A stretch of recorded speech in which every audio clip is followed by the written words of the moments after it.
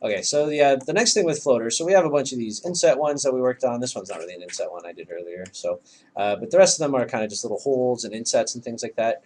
But for floaters, you want to start thinking about things that are coming out as well. So we have like our bolts and this sarcophagus thing I made, which is fine.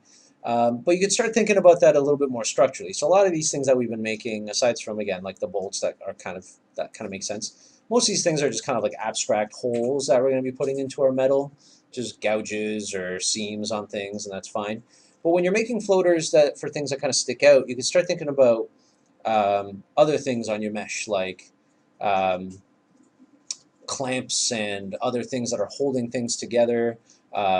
Different like cylinders attached to some things. You can start thinking about extruding things as opposed to extruding things inwards, extruding them like outwards.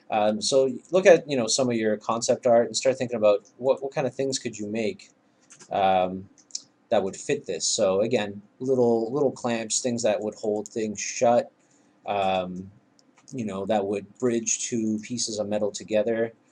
Start thinking about things that way, and make yourself a few floaters that are kind of like the sarcophagus thing I made, but thinking more about clamping things together or holding things together. So I always like having a bunch of those. So I'll make like a box. This time I will keep it mainly a box, aside from the bottom face there. Scale it down a little. Right, and then start trying to think about, what am I going to do with this thing? So maybe I'll chamfer this one edge like a lot.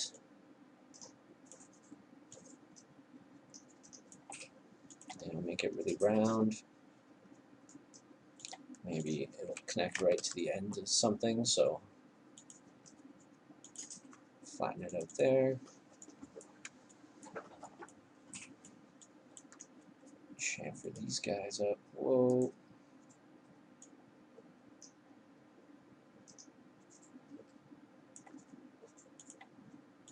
And then maybe it has like a. Actually, let's take this edge here. Let's make a edge cut right in the middle. So sometimes when you can chamfer things together, or you can chamfer things just to get some edges too. Doesn't always have to be for smoothing. So you could always do just two edges here. That way you'll get a nice straight line across something that's already curved. I could take this and I could extrude it inwards. Again, always thinking about angles. How's your stuff going to be seen from the normal map's point of view? Always think about the normal map. They're your target audience for this stuff. Yeah, sorry, I haven't been out of class long enough yet.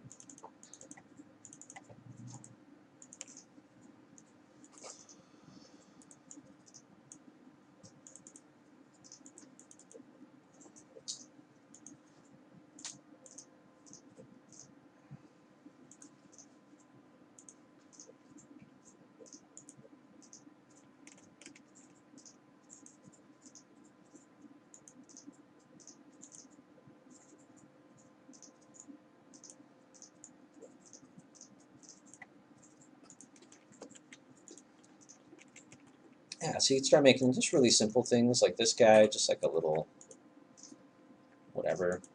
I don't know what it is. Doesn't matter. Something structurally sound. I don't even like that inset in there really.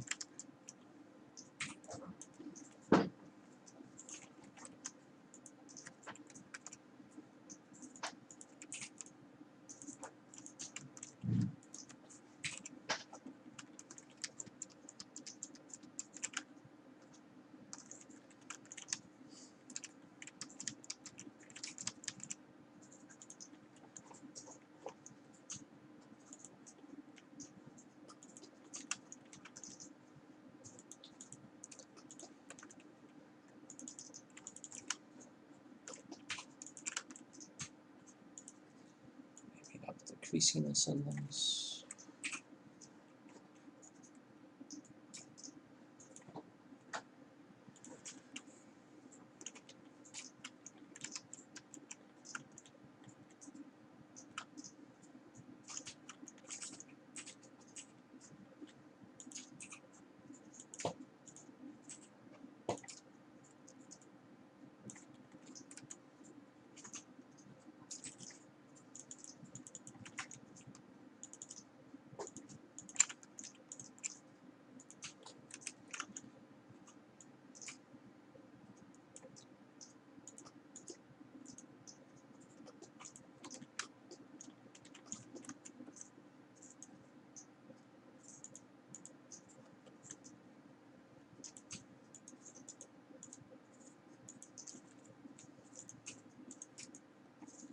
if you're ever getting weird stuff, you can just delete it.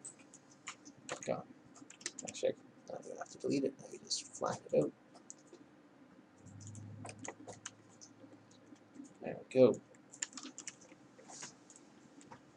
Start making little stuff like that.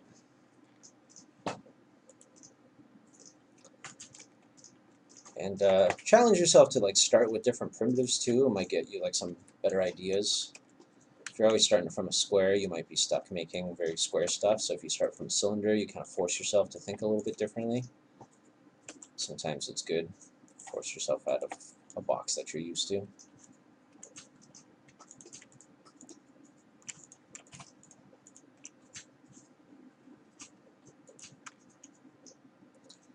Extrude this by the local normal. Whoa.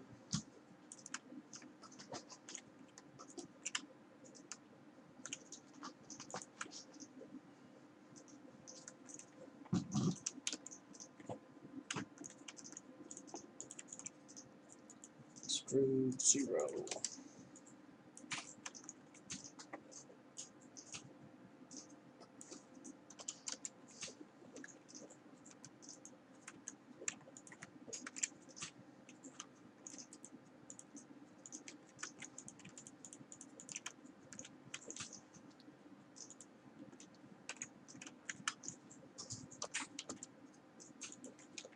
Alright. Start making some weird stuff.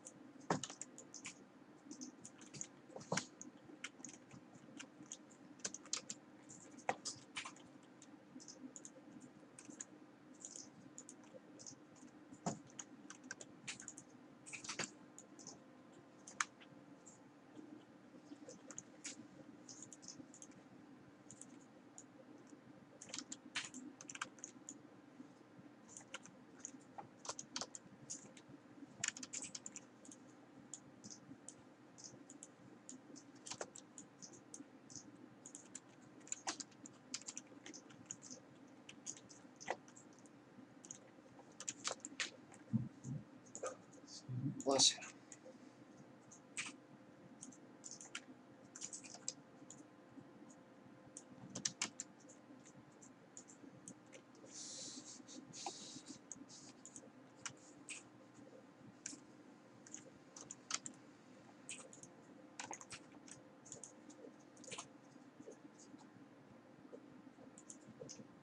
Symmetry this over.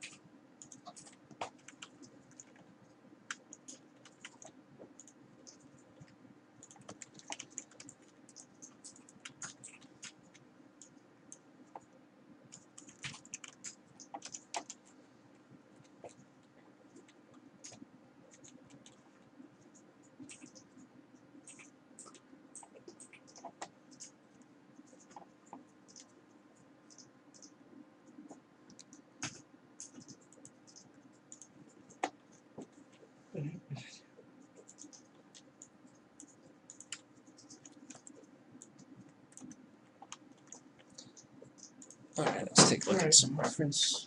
Is it working? Not working? What's going on?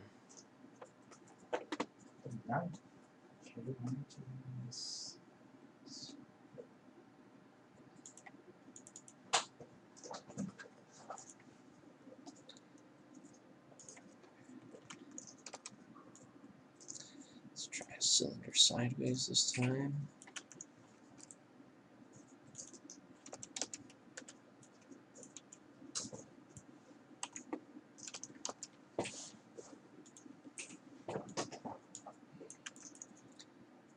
chamfer this up a bit. I can't select things. You locked? Did you hit spacebar? No, no, it's space bar.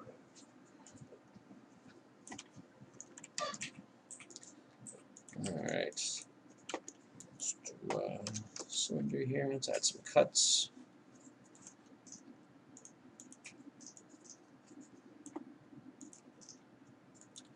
Chamfer this up a bit.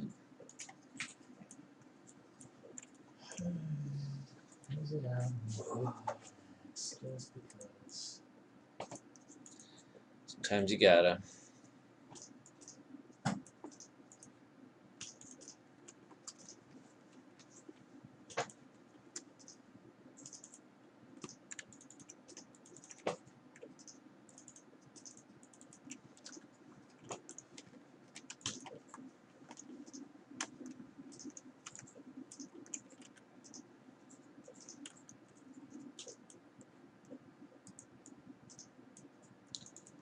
Let's chamfer this up a little bit.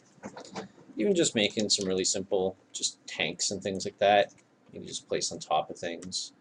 Let's give yourself a little bit of, again, just detail, greeble to play with.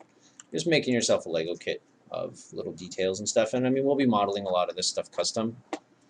You know, if you guys choose this box, I mean, most of this is going to be custom. It's really all these tiny little flecks that we're making today. Just, you know, little insets, little things like that, that stuff. The rest of it, we're going to just full out model. Even this big stuff, you can kind of decide, you know, what that's going to be like. Yeah. Yeah, we got vents and things and all that. So, anyway, so that's kind of, I didn't make a lot. I only made a couple extra ones, just a tube and this kind of shitty cylinder thing that I don't really like. But that's kind of the idea. So spend some time making some more of these outward-facing little greebly bits that you want to use, and kind of, you know, see how creative you get with them. Next, we're going to move on to just kind of covering a little bit of some really fancy pants shapes, if you